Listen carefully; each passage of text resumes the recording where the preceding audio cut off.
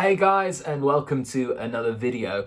I believe this may be my first video this year, which is quite embarrassing since it's February. I hope you're having a nice year, by the way, so far.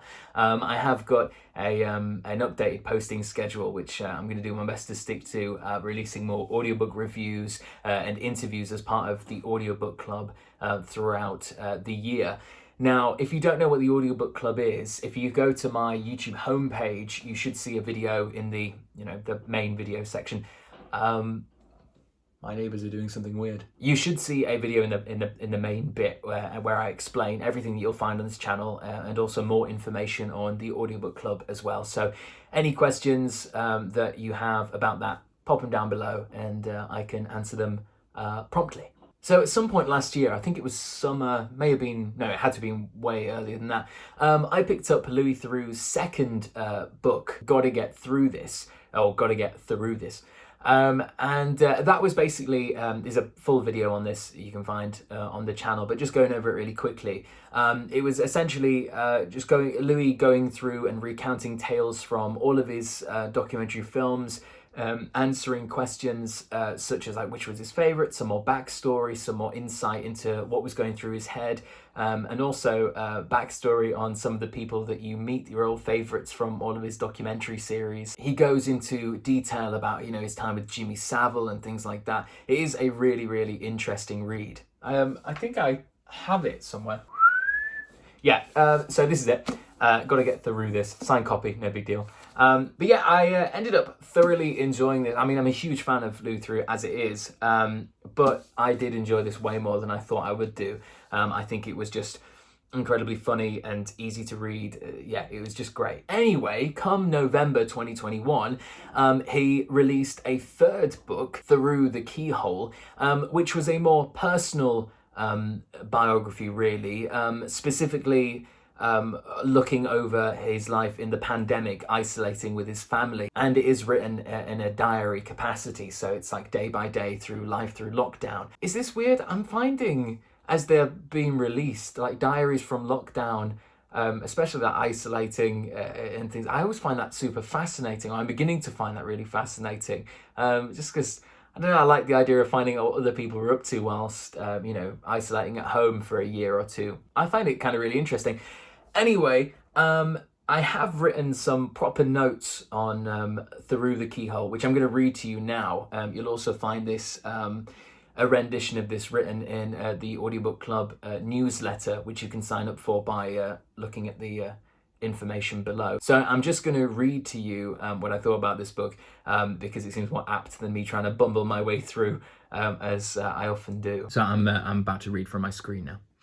Theroux the Keyhole is a lot more personal than Louis's last release. Louis takes a deep, hard look at himself and newly formed lockdown habits while isolating with his family in London. With work pressures both rising and evaporating, Louis finds himself in a world of excess family, claustrophobia, and heavy drinking. I think we can all relate to that. The honesty is really a driving factor of my enjoyment with this book. It's honest to a fault, his faults specifically. Akin to Louis's approach to filmmaking, he unstrips his lockdown life to the bare bones and also openly ponders his confusion as to why he has found himself in this position.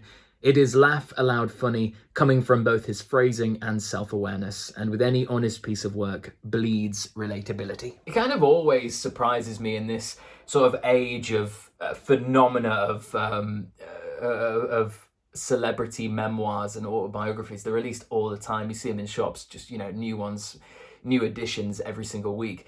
It kind of surprises me how rare it is to get a true, honest account of somebody's feelings and somebody's flaws. And in this book, Louis has really laid himself bare.